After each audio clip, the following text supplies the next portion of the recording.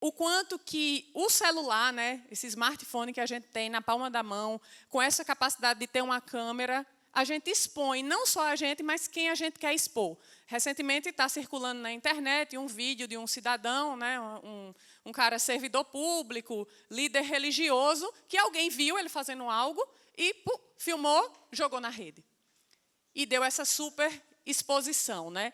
Então, o celular, através da câmera, é algo tão poderoso que, se vocês pararem para perceber, pelo menos o meu celular, eu não sei o de vocês, mesmo ele estando travado com senha, eu consigo abrir a câmera.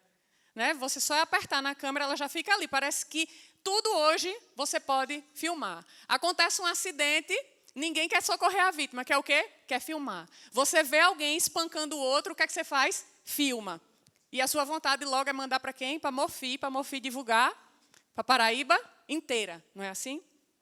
Então, esse mundo digital, ele traz essas possibilidades. E a cada rolar de dedo, né, a gente fica no dedinho assim, sempre rolando. Incrível, minha gente, que eu fui pegar um papel, eu estou tão habituada a usar o celular, que ao invés de virar, eu fiz assim. Eu disse, meu Deus do céu, foi. Eu fiz assim.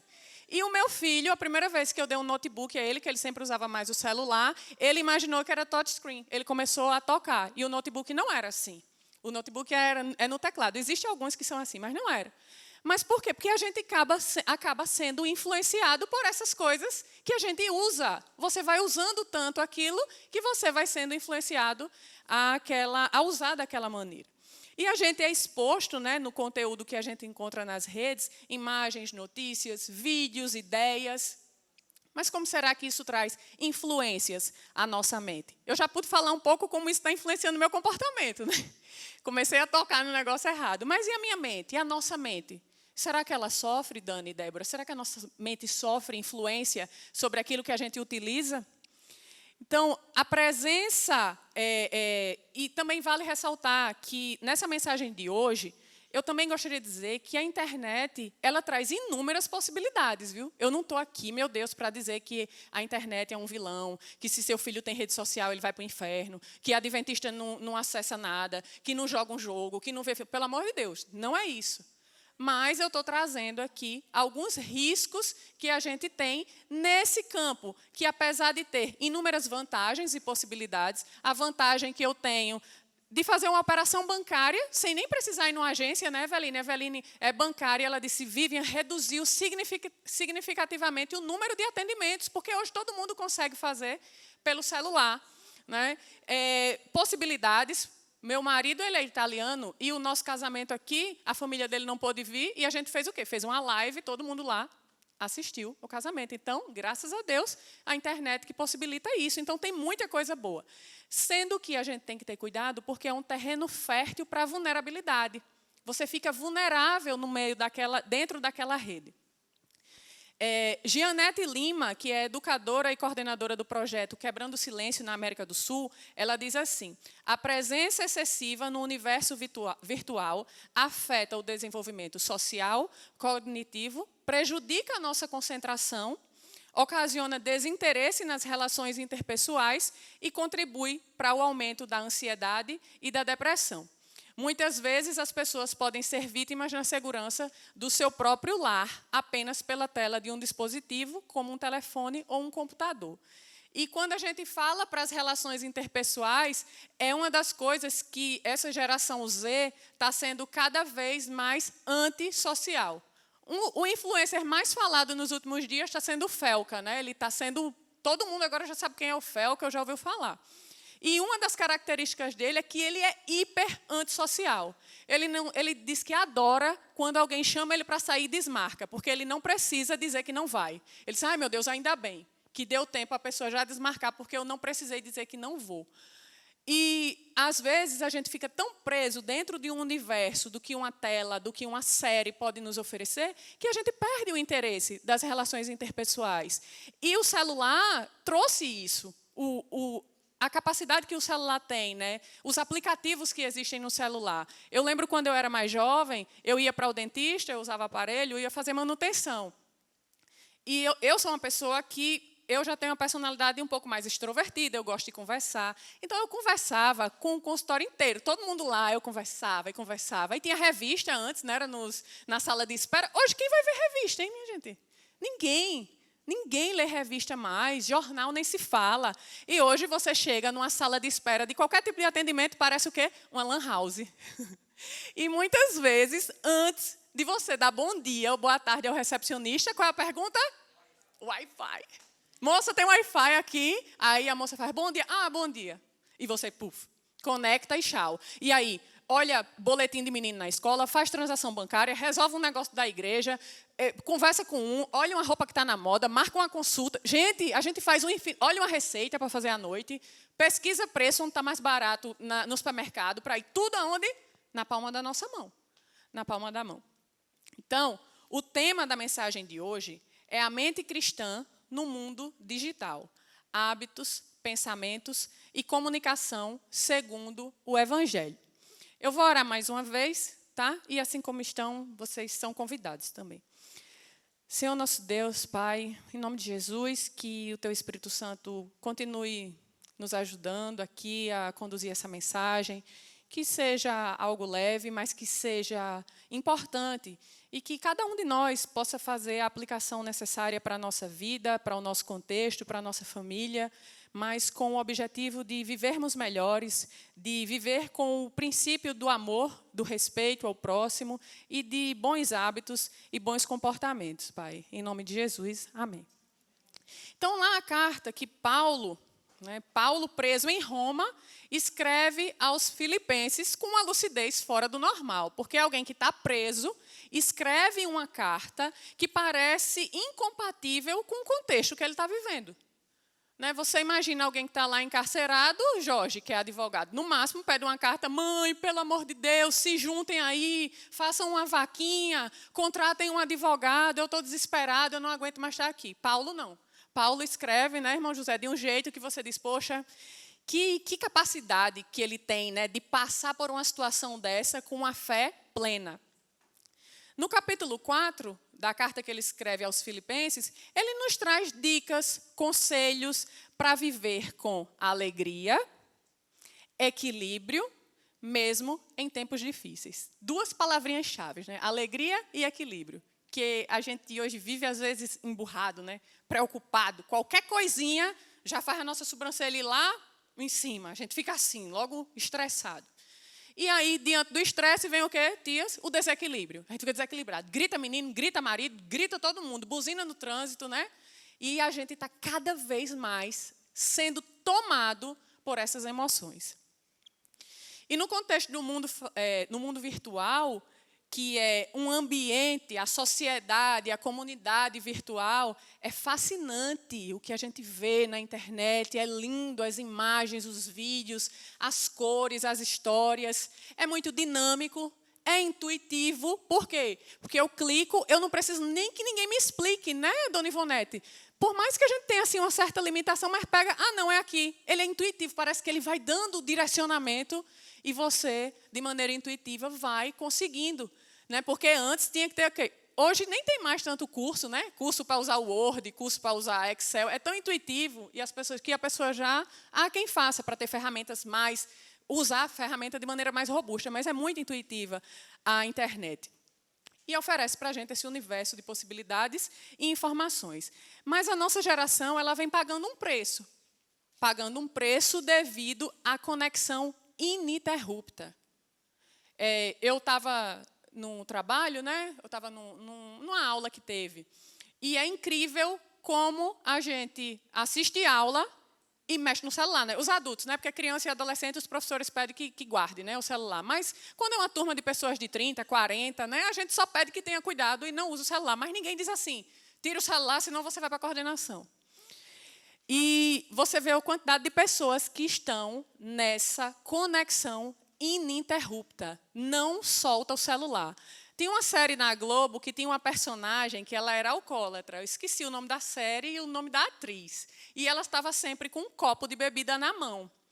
Era uma que tinha aquele Miguel Falabella, não lembro. É Marília Pêra, eu acho, o nome da atriz. E ela estava sempre com aquele copo na mão. Até um ponto que ela fazia, meu bem, o copo faz parte do meu corpo. Hoje o celular faz parte do nosso corpo. Eu vou para o banheiro, eu levo meu celular para o banheiro. Eu estou na cozinha, eu estou com meu celular. E eu estou super conectada. Meu celular vibrou, já estou olhando o que é. Eu largo tudo que eu estiver fazendo e direciono meus olhos para o celular. E a gente percebe isso cada vez mais, né? E as mídias sociais, jogos virtuais, tudo isso que a gente tem na palma da mão, eles são projetados para ser envolventes, para a gente se envolver naquele mundo. Que os meninos chamam assim, está no universo paralelo, está no mundo. A gente vai entrando naquele mundo. Oferecendo recompensas imediatas, porque num clique você consegue fazer aquilo que você quer. Filtros, simulações, projeções, tudo muito rápido, né? Tudo muito rápido. E interfere na nossa capacidade de lidar com o mundo real. Porque no mundo real a gente não tem essas recompensas rápidas. Eu não consigo clicar num botão de excluir e tirar alguém da minha vida. Né? Eu não consigo clicar num botão e mudar minha aparência. Não, requer investimento, tenho que ir fazer. Eu não consigo clicar num botão e projetar uma casa, não é isso, Eveline? Tem a compra de material. E, às vezes, você está naquele mundo que possibilita tudo, você chega na vida real, poxa, eu não consigo, e agora, hein? Tudo isso tão bonito, eu queria tanto. E aí a gente vai tendo dificuldade de lidar com as frustrações. Mas, de combo, essa superexposição, essa superconexão, essa conexão ininterrupta a esse mundo, também reduz a nossa capacidade de se concentrar. Eu estava falando, né, da turma que eu estava, e o pessoal sempre conectado. E eu confesso a vocês que hoje eu não consigo mais assistir um filme ou uma série. Ou seja, eu percebi que eu não consigo assistir algo que tenha um elenco contínuo, uma história contínua. Porque no Instagram eu tenho tantas histórias diversas que a minha mente não consegue se concentrar. Então, eu fico assistindo uma série, mas eu fico assim no celular. Se for legendado, se for coisa que não tenha legenda, se for em outro idioma, eu nem assisto, porque eu já não olho. Se eu não ouvir, já era. Então, olha, nem me mande série que é assim, porque eu não vou. Por quê? Porque eu estou com o celular tão presente que é automático. Eu estou assistindo, quando eu olho, eu estou assim. Ó. Aí eu nem vi. Aí, às vezes, eu escuto algo que me interessou mais, aí eu tenho a possibilidade de quê? De voltar, né? E escuto de novo. Coisa que, na vida real, a gente não consegue. A gente não consegue voltar no tempo, né? E escutar e fazer de novo. Já foi feito, já está ali. De combo, essa conexão ininterrupta também traz a perda de interesse por atividade fora do ambiente digital. Quantos dos nossos filhos, jovens e até nós mesmos? A revista ela fala muito da faixa etária criança e adolescente, mas a gente está nesse combo, viu, minha gente? A gente está nesse combo também. A perda de interesse por atividade fora do ambiente. É menino que não quer sair de casa, que não quer ir fazer um futebol, que não quer entrar numa piscina. Quem tem piscina em casa hoje é uma dificuldade para os filhos entrar numa piscina. Por quê? Porque o mundo virtual é mais envolvente, é mais atraente, e ele está lá toda hora. Tem gente que não quer sair, não, vou deixar de estar assistindo minha série toda enrolada o final de semana inteiro, vou maratonar. E a gente perde a capacidade de contemplar, de viver a natureza que Deus fez, tudo aquilo. Tem problema usar, assistir? Não. A revista fala de quê? De conexão ininterrupta, de um uso excessivo. E não do uso. Usar não faz mal. É bom assistir uma série, assistir um vídeo, assistir um filmezinho. Não tem problema nenhum você deitar com seu marido. Vamos aqui, amor, relaxar com seus filhos. Mas esse uso em excesso traz isso para a gente. Dificuldade de estabelecer relações interpessoais. Existe um muro, ou melhor, um escudo atrás da tela. Na tela eu até consigo falar. Na tela eu até consigo dizer o que eu tenho vontade de lhe dizer, mas, pessoalmente, eu já não consigo mais. A geração antiga, né, o namorado tinha que pedir a namorada pessoalmente, né? Hoje em dia, é por onde? Pela tela, né? Oi, tudo bom? Eu estava vendo você, eu achei você interessante. A gente podia sair para tomar um sorvete. Hoje, para chegar pessoalmente, dá trabalho. Porque a tela nos dá essa possibilidade. Se a pessoa fizer uma pergunta e eu não souber o que responder, eu não sou obrigada a responder agora. Digo, deixa eu pensar aí o que é que eu vou falar. E pessoalmente não, né, Ellen? É cara a cara. Então, ela vai trazendo isso que nos dá, às vezes, dificuldade de estabelecer uma relação interpessoal, de conseguir conversar com o outro. E o aumento também de sintomas de ansiedade e depressão. E tem um parêntese bem importante, tem muitos pais aqui, tem muitas pessoas, tem futuros pais aí que estão com o bebê no forninho e tudo mais. É que a revista chama, né, um parêntese importante, do que a revista chama de inocência roubada. Nas redes sociais, a gente tem acompanhado um fenômeno chamado o quê? Adultização, né? Que você você rouba a fase de criança, o que ela poderia viver enquanto criança. Ela não deixou de ter a sua inocência roubada, usada ali naquele meio. E essa inocência roubada, ela é um impacto que o mundo digital pode trazer a crianças e adolescentes. Por quê? Porque são grupos mais vulneráveis. Mas dentro do contexto de saúde, a gente tem também faixas etárias mais vulneráveis, como o extremo de idade. Crianças e idosos, não é? Não são os extremos, são mais vulneráveis à doença e tudo mais. A revista fala de criança, mas eu não sei se vocês acompanharam na internet um influencer que ele produz conteúdo para mulheres da terceira idade, 60 a mais, dizendo que ama ela, que é apaixonado por ela, simula um relacionamento, e elas começaram a achar que ele era o namorado dela. Quando você vem, se vocês assim puderem observar o comentário, meu Deus, parece uma alucinação. E ele criou, e ele não foi punido ainda, porque ele disse que aquilo é um personagem que ele criou para a rede social. Então, os idosos também, eles acabam sendo vulneráveis. Eles acreditam mais nas fake news. Tem coisa que minha mãe manda para mim, eu digo, mãinha, pelo amor de Deus, mãinha, isso não existe não. Isso não existe não, mãinha. Então, a internet é boa, tem possibilidades? Tem, mas é um terreno de muita vulnerabilidade, onde a gente está muito vulnerável àquilo que acontece lá. E, no contexto de violência digital, o quebrando em silêncio em si, quando a gente fala nele, né, desse tipo de violência, a gente pesa mais para o lado de violência sexual, né, assédio sexual, envolvência, tarará, tudo mais, crimes sexuais, passionais. Mas ela não é a única forma de agressão que existe dentro da internet. Por quê? Porque muitas pessoas encontram nas plataformas, né, no meio digital, uma maneira de agredir de forma anônima. Agride atrás de uma tela, ninguém está vendo, cometem cyberbullying, que é o bullying virtual, né, você xingar, apelidar, menosprezar alguém, por meio da internet, divulgam imagens íntimas na internet, né, disseminam fake news. E uma psicóloga da USP, Eliane Alves, ela diz que o bullying vem com a necessidade intensa de humilhar aquela pessoa. Você quer humilhar aquela pessoa que está sofrendo o bullying. E isso destrói o indivíduo que está sofrendo um bullying. Tem quem diga assim, no meu tempo não existia bullying, a gente chamava o outro de cabelo de pipoca, cabelo de bombril, cabelo de macarrão escorrido, e ninguém se importava. Hoje, se eu disser que um menino é isso ou aquilo, é bullying, não sei o quê. O mundo mudou, né? O mundo mudou, as coisas mudaram, a criação mudou, o meio que a gente vive mudou e as pessoas mudaram junto. Então, antes, o que era normal, o que as pessoas aceitavam, hoje não está mais. E aí? A gente vai fazer o quê? Vai comparar uma situação atual com o mundo anterior? Não, eu tenho que comparar com as coisas que estão acontecendo agora. Então, claro que as pessoas reagem diferente a isso, né? A essa agressão que sofre. Tem gente que não está nem aí, que entra no ouvido e sai no outro, mas tem gente que fica ao ponto de não conseguir sair de casa, não conseguir mais ir para aquele ambiente. E a gente tem que respeitar, tem que cuidar, tem que tratar, tem que denunciar, tem que impedir que aquilo aconteça. Vejam só, dados de 2019, divulgados pela Organização Pan-Americana da Saúde, mostram que o suicídio é a terceira maior causa de morte entre jovens nas Américas. Gente, o suicídio já é algo que você fica chocado, né? Aí você imagina um jovem que se suicida, um adolescente que se suicida. E é uma realidade, né? Uma psicóloga infantil, Juliana Barbosa, ela ressalta que a exposição desenfreada a telas e redes sociais torna crianças e adolescentes também ansiosos e intolerantes à frustração e ao tédio. Ou quem nunca ouviu um filho dizer, eu quero agora. Porque a internet dá agora, é só ele clicar e vem.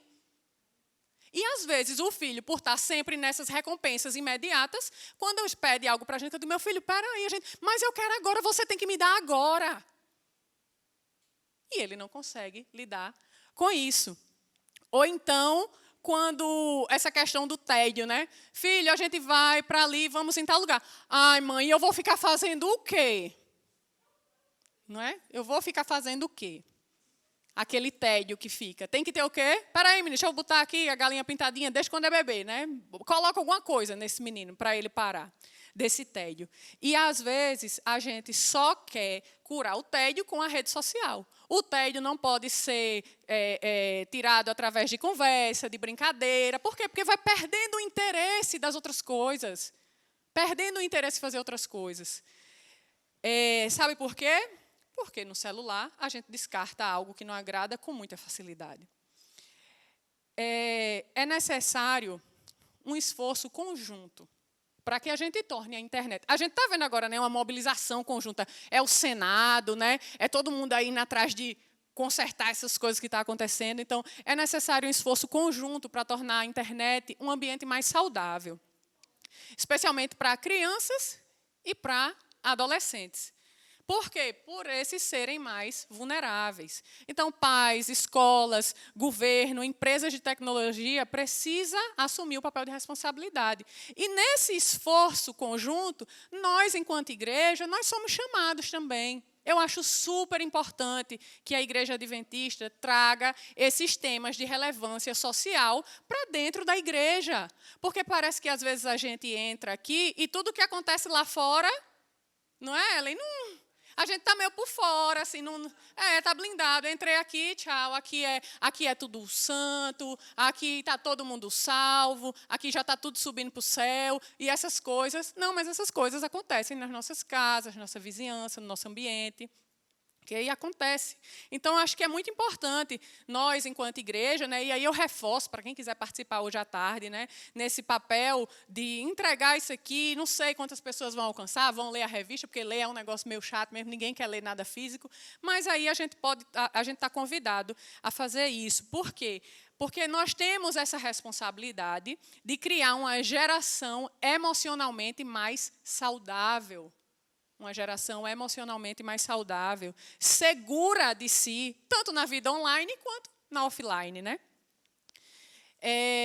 Então, com essa exposição que eu trouxe sobre o tema, se quiser aqui, a gente pode distribuir uma revista por família, não temos tantas e precisamos entregar também à comunidade que vive por aqui, mas a gente pode partilhar, né, Evelyn, ela digital, no grupo. Gente, ela é muito boa. Eu a li toda, né, porque eu vim trazer a mensagem no dia do Quebrando Silêncio, então eu li do início ao fim a revista, e ela é muito boa. Você não perde por ler, tá? Se você acha que não ganhou nada, mas também você não vai perder por ler.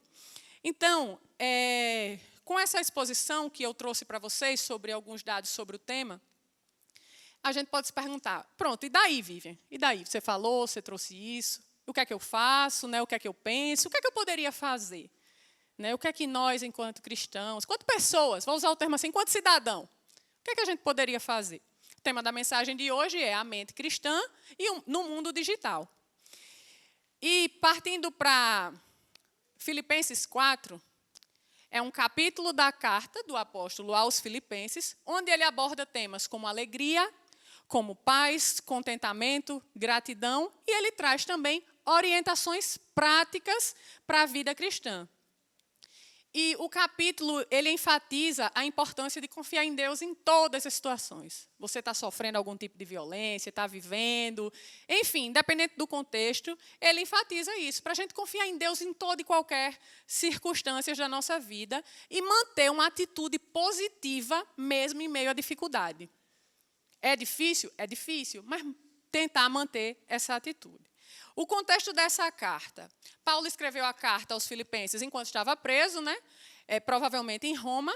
E, apesar da prisão, a carta é caracterizada por um tom alegre, um tom encorajador, refletindo o amor e a gratidão que ele sente. E também o amor e a gratidão que ele tem pelos irmãos da igreja de Filipos.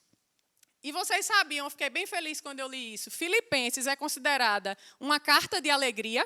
Olha aí que bacana. Uma carta de alegria, Eveline. A gente pode tirar aí, né, as palavras de Paulo e trazer essa carta de alegria para a gente. Por quê? Porque o tema central de Filipenses é alegria e contentamento em Cristo.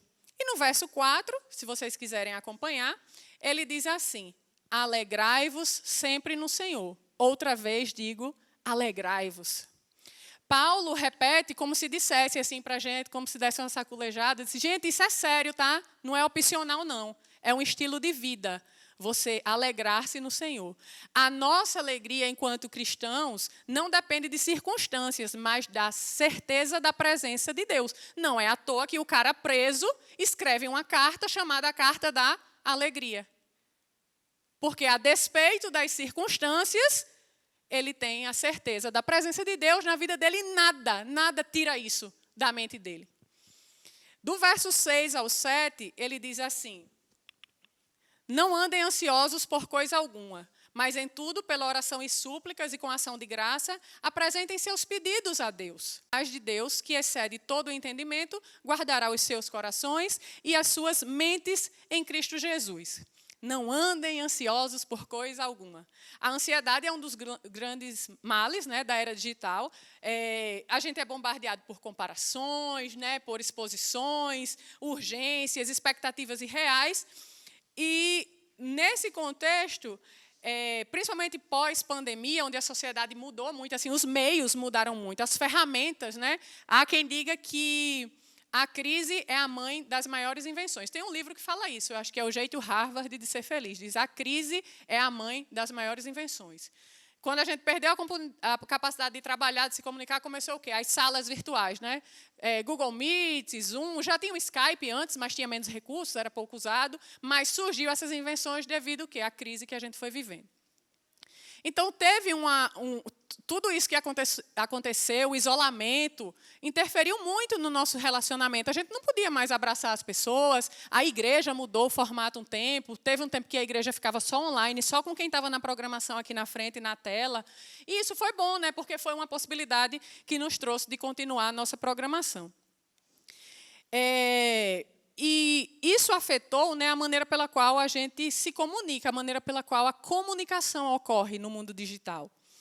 Por quê? Porque há uma crescente comunicação agressiva nas redes sociais. As pessoas se comunicam de uma maneira muito agressiva, fala o que quer, escreve o que quer. A revista diz que comunicar-se é relacionar-se. A maneira como eu me comunico com você revela como é o nosso relacionamento. E a lógica que prevalece nas redes sociais, no mundo digital, é do estímulo ao quê? Ao embate, confronto na rede social, sem uma escuta adequada aos argumentos. E o problema não é o debate das ideias, não tem problema a gente debater, mas a forma violenta que a gente conversa. E a revista traz uma reportagem, que eu recomendo demais vocês lerem, que fala sobre a cultura do diálogo. A cultura do diálogo. Ela aborda um tema que é bem atual, que eu não sei se alguém aqui já ouviu falar, da comunicação não violenta. Tem até um livro que fala comunicação não violenta. É uma comunicação que ensina. E essa comunicação ela foi sistematizada por um psicólogo. Já ouviram, pronto, entre marido e mulher, quando você falou, eu não quis falar assim, acabei sendo violenta falando, mas eu não quis fazer isso. Mas ele me ouviu e ele se sentiu agredido com minha comunicação. Achou que eu fui violenta na fala, que eu falei grosseira. Então, eu tenho que aprender formas de me comunicar, de dizer aquilo que eu quero dizer, mas sem ser violenta com a pessoa. E esse psicólogo, Marshall Rosenberg, ele sistematizou essa comunicação, ele enfatiza que a empatia, o respeito e a compreensão mútua, né, são práticas que são utilizadas na comunicação não violenta. Eu agindo com o quê? Com escuta, com compreensão, com empatia, me colocando no lugar do outro, né? Práticas como a escuta ativa, a expressão clara. Escuta ativa, às vezes a gente tem dificuldade de ouvir o que o outro quer dizer. A escuta ativa é você estar falando comigo sem eu estar assim, ó. Você falando e eu... Não, eu estou ouvindo, diz aí, mas eu estou ouvindo. Você não consegue estabelecer uma comunicação ativa com a pessoa. A expressão clara e respeitosa dos sentimentos e necessidades e resolver conflito de maneira pacífica. O negócio já está pegando fogo. Você vai jogar gasolina? Não, você tem que abanar, né? Para ver se aquilo passa. Para ver se aquilo é resolvido de maneira pacíficas. Então, são fundamentais para uma comunicação não violenta. E ela é caracterizada também pela disseminação de mensagens construtivas. Envie uma mensagem, algo que constrói, informativa. Utilize a rede social para compartilhar conhecimento, inspirar comportamentos positivos e fomentar o desenvolvimento pessoal e coletivo. E não fake news, né, crimes de ódio, bullying, cyberbullying. E, chegando ao fim, irmãos, né, falando até da empatia, né, Mateus 7,12 diz assim: assim em tudo façam aos outros o que vocês querem que eles lhe façam. No verso 8 do capítulo 4 de Filipenses, Paulo diz assim: finalmente, né, por fim, diante disso tudo, que vocês têm que se alegrar em Deus e tudo mais. Finalmente, irmãos, tudo que é verdadeiro, tudo que é respeitável, tudo que é justo, tudo que é puro, tudo que é amável e tudo que é de boa fama. Se alguma virtude há e se algum louvor existe, seja isso que ocupe o vosso pensamento. Então, ele traz assim, no final, faz uma triagem assim, faz um filtro. Não seja esponja, não, porque a esponja só absorve, né? E vai, filtra. Aquilo é relevante, aquilo é amável, aquilo é puro. Aquilo traz um impacto na coletividade, na sociedade, na sua família. Pronto. Beleza. Que isso ocupe a tua mente. Agora, se aquilo é fútil, é desnecessário, e a gente tende o quê? A dar valor, né? Meu pai, sempre que eu trago uma situação de trabalho, alguma coisa assim na minha vida, não só de trabalho, que eu boto para fora e digo assim a ele: pai, mas eu senti isso. Sabe o que ele olha para mim e faz? Minha filha, não valoriza isso não. Você tem que aprender a valorizar menos as coisas. Por quê? Porque quando a gente valoriza demais, faz mal para a gente mesmo. A gente dá uma valorização tão grande àquilo que é tão... Meu Deus, o que é isso? Eu estava refletindo aqui, os pedidos de oração. É um bebê de 2 meses com a suspeita de um câncer, é um adulto jovem de 41 anos com um câncer no reto, é um outro de 36 anos com um tumor entre os hemisférios do cérebro, e a gente fica se preocupando, brigando por conta disso e aquilo. É brincadeira, viu? Acho que Deus lá do céu disse: ai, meu Deus, como esse meu menino me dá trabalho, viu? Porque é muita coisa, né? É muita coisa. Isso serve para a gente amadurecer, para a gente refletir aquilo que vem tomando a nossa mente, né? Aquilo que a gente emprega, as nossas energias, as nossas emoções. Média de a geração de telas, média de 7 a 10 horas por dia em frente à tela. Média de 7 a 10, dados atuais. Sendo expostos a violência banalizada, fake news compartilhadas como verdades absolutas, culto à aparência e ao sucesso imediato. Tem gente que dá até curso, né, de como ser rico e bem-sucedido, né, um negócio fora do normal. Humor ofensivo, piada cruel e memes tóxicos. Memes tóxicos. Comparações que geram frustração. Quem aqui... Vivian, mas eu nem comento. Quando eu vejo essas coisas, eu só olho, mas nem comento. Mas quem aqui já se divertiu lendo os comentários? Eu também. Tem coisa assim que é um absurdo, né? E você para ler, porque é cada comentário. E a gente gastou o quê? Tempo, não foi? Gastando tempo lendo aquilo, que não aprende nada, nem como escreve, porque às vezes você escreve e está errado. Né? E a gente se diverte lendo os outros zoar, tirar onda com a postagem do outro. A gente fez uma viagem aqui em igreja, em comunidade, para uma cidade chamada Domingos Martins. Domingos Martins. E é uma cidade de interior, né, Davi? É uma cidade pequena, com muita agricultura. E nós fomos conhecer uma plantação de flores. E eu falando lá com um homem, o dono lá, muito humilde, as unhas cheias de terra, de chinela nos pés, né? E ele lá, com toda a paciência, foi mostrar a gente, parou o que estava fazendo. Aí eu disse: moço, eu toda assim, encantada, né? Tirando várias coisas. Moço, o senhor já assistiu aquela novela Alma Gêmea? Que tem. Ele olhou para mim e fez: o quê? Eu disse: o senhor já assistiu? Porque tem Serena, tem Rafael, que ele tinha uma estufa cheia. Eu comecei a falar da novela, né? Uma estufa cheia de flores. Eu estou vendo isso aqui, estou lembrando da novela. Ele fez: moça. Ele falou assim: moço, falar para você, eu eu não vejo essas coisas não. Ele fazia, eu não vejo essas coisas não, porque eu acho uma perda de tempo. Primeiro que não é verdade. Primeiro que não é verdade. E, assim, eles ficam falando lá, a gente pensa que é verdade, quando chega na vida real não é verdade, e eu perdi meu tempo, nem plantei minhas flores, nem fiz nada, e passei a tarde todinha assistindo isso. Então, a senhora não leva mal não, mas não sei que é alma gêmea. Errado ele não está. Ai, meu Deus do céu. Então é isso, gente, sabe? É isso. A consequência dessa exposição descontrolada é fadiga mental, distúrbio de sono. A gente fica... A tela, né? Irmão José é médico, está aqui para reforçar que aquela luz entra no nosso olho e você perde, você não consegue relaxar. Né? A melatonina não chega e você não consegue relaxar. Então, não é bom ficar deitado na cama e olhando no celular antes de dormir. Dificuldade de concentração, dificuldade de orar, de relacionamentos desgastados a gente tem, pela comunicação agressiva, desconexão com Deus também, pois a mente está sempre cheia de ruído. Você não consegue nem que sua mente está com aquilo tudo que você viu, que você consumiu virtualmente. E o que Deus nos chama é para filtrar e cultivar.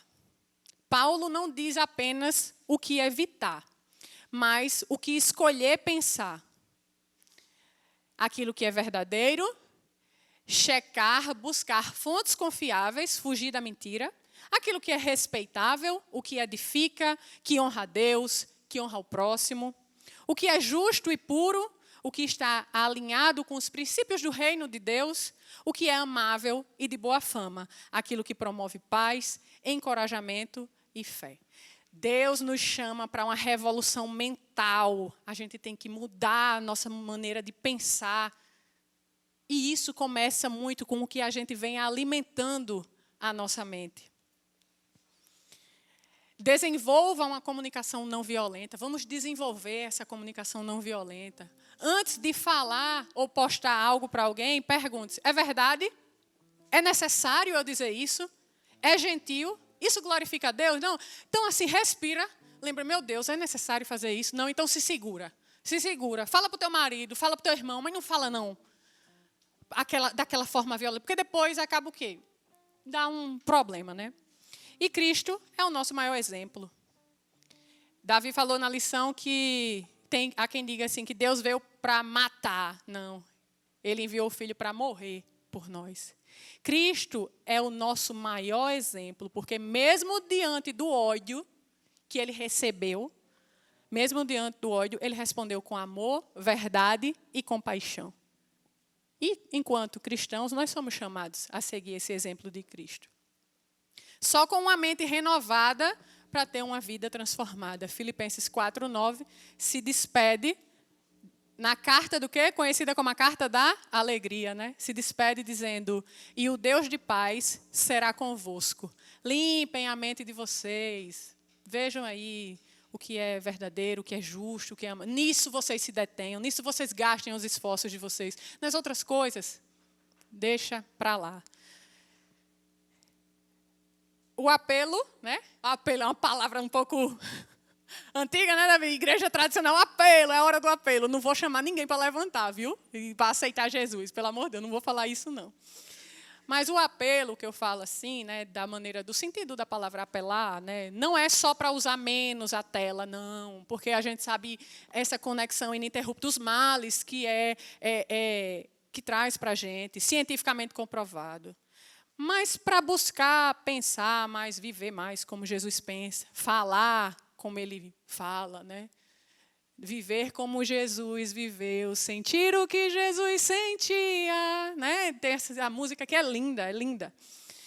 É possível mudar, gente. É possível mudar. Nós, enquanto cristãos, nós temos a prova disso. Que em Cristo nós somos nova criatura, nós temos vida nova. Né? E o batismo não é um ponto final, é um ponto de largada. É o início de uma vida nova. Então, às vezes, a gente se acomoda, principalmente que vive numa comunidade cristã protestante e acha que pecado é uso e costume. É brinco, é tamanho de saia, é isso, é aquilo, e isso é pecado. E, às vezes, a gente está dentro de um universo de pecado que não é visível assim, sabe? Você não consegue olhar e medir a mim pela minha roupa, que eu sou pecadora, porque eu estou de calça e lenço, e Sheila é santa, porque está com a saia abaixo do joelho. E a gente começa a esquecer desses pecados de ódio, de violência, de agressão, de opressão, de desrespeito que a gente faz, como Ellen falou, em casa, né? Então, a gente, enquanto cristão, né, que está já, né, nessa posição onde acha que os usos de costume já estou ok, nesse checklist eu já estou, mas existe um checklist, já que é essa expressão que usa, que é muito maior, que é divino, que é o que Deus quer para nós. Jesus, ele não foi conhecido em sua passagem aqui pela forma que ele se vestia, nem nada disso, mas como ele se relacionava, como ele se comunicava. A Bíblia diz que ele se comunicava de uma maneira que atraía multidões, todo mundo queria ouvir ele. E eu vou falar a última coisa aqui, o tempo já esgotou, mas eu achei muito interessante. Nas últimas décadas, já que eu estou falando de mudança, tá? Ah, Vivian, não muda não, meu filho não muda, meu marido não muda, eu não consigo mudar, está horrível a situação. Nas últimas décadas, os estudos sobre neuroplasticidade, a plasticidade do sistema neural, do nosso cérebro, ampliaram significativamente o entendimento sobre o cérebro, demonstrando a capacidade extraordinária que esse órgão, o nosso cérebro, a nossa mente, tem de se reconfigurar, tem de se adaptar ao ambiente e até mesmo alterar sua estrutura em resposta a estímulos. Em resposta a estímulos internos e externos. E o que é que vem estimulando sua mente hoje? Né? O que é que está lhe estimulando? A gente hoje, com o advento da internet, a gente faz uma terceirização cerebral. Eu não preciso fazer. A internet faz para mim. E aí, quando você deixa de usar um músculo, o que é que acontece com ele? Ele atrofia. Né? Então, leiam sobre isso. A gente muda a nossa alimentação. Por que a gente não pode mudar essas coisas? Nosso hábito com a internet. Eu mesma estou desesperada, porque eu estou precisando. Tá? Falei algumas coisas minhas que eu estou precisando, e isso é sério. O livro A Geração Superficial, página 15, de Nicholas Carr, salienta: o que a internet parece estar fazendo é desbastar a minha capacidade de contemplação, contemplar e concentração. E o autor conclui dizendo que a internet prende nossa atenção para quebrá-la. Existe um fenômeno chamado nomofobia, medo de ficar sem o meu celular. Medo de ficar sem o celular ou de ser impedido de usá-lo. É um problema cada vez mais frequente. E tem filho que mata pai, né? Porque o pai retirou o celular dele. E, por fim, gente, nunca subestime o impacto de uma palavra gentil na vida de alguém. Diz assim, não espalhe amor, não espalhe ódio, não. A gente nunca sabe o que uma palavra é capaz de fazer na vida de uma pessoa, seja positiva ou negativa. Uma vez eu falei algo para a dona Ivonete, parece que eu falei que eu estava com saudade de ver eles aqui, um negócio assim. Ela chegou para mim e falou: minha irmã, você não sabe como foi importante você dizer aquilo para a gente. E eu falei, não foi, dona Ivonete? Então, assim, vamos falar coisa boa, né? Vamos, a gente não sabe o impacto que as nossas palavras trazem para a pessoa. E se a gente puder fazer a diferença de alguém, a gente faz, né? E eu queria deixar um desafio final. Que durante essa semana, né, não adianta, a gente passou aqui 2 horas, de 10 ao meio-dia, saiu, esqueceu tudo. Né? O lado professor, agora o lado meu pedagógico. Durante essa semana, para que a gente possa fazer uma escolha consciente sobre a nossa vida, sobre as nossas práticas, sobre o que vai entrar na nossa mente, sobre o que a gente vai consumir, o que a gente vai falar, que a gente busque pensar antes, fazer escolhas conscientes, praticar a comunicação não violenta, com família, com amigos, online e offline também, e orar. Né? Deusiane cantou aquela música no início, né, a última música do sermão. Eu pedi a ela, eu disse: oh, Deus, e canta aquela música, né, dá-me um coração igual ao teu, ensina-me a amar o meu irmão, a olhar com os teus olhos. Então, ore pedindo a Deus, ore pedindo ao Espírito Santo que guie os seus pensamentos. Que nessa neuroplasticidade que eu falei aqui, um componente importantíssimo é a fé, a oração, o pedido a Deus para nos transformar, para nos dar um novo coração, a reconfigurar a nossa mente, sabe? Então, é isso que eu tinha para trazer para vocês hoje. Né? Eu espero que tenha sido proveitoso, espero que tenha sido produtivo para vocês, o tempo de vocês. Né? Enquanto igreja, quisemos trazer esse tema para, que chama assim, né? Para o nosso púlpito. Né? Vamos falar disso aqui, porque isso é um problema que a gente vive na sociedade, que está ocasionando os males da internet, um problema de saúde pública. Então, que enquanto pessoas cristãs, a gente possa, assim, quebrar, né? Quebrar isso aí, desconstruir essas coisas e construir, contribuir, colaborar para um mundo melhor. E à tarde estão convidados aqueles que queiram participar, os que quiserem emendar e já ficar aqui, tem uma comidinha boa. E é assim que eu convido os irmãos para a gente orar e sair com esse espírito de confraternização, de ânimo, de certeza e paz. E a paz dentro de nós, sabendo, assim como Paulo, né?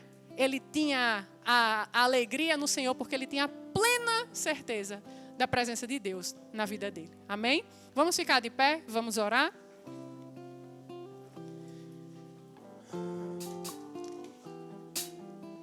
Santo Deus que estás nos céus. Pai, como é bom aprender mais de Ti, Pai. Como é bom a gente ouvir esses conselhos, essas falas do Teu apóstolo Paulo, que nos dá dicas, orientações importantíssimas para que a gente possa viver melhor, Senhor, nesse mundo que o Senhor fez para nós. Que embora tenha o pecado e suas consequências, mas ainda é um mundo bom. E o Senhor espera de nós que nós sejamos agentes de paz, agentes de transformação, agentes de edificação.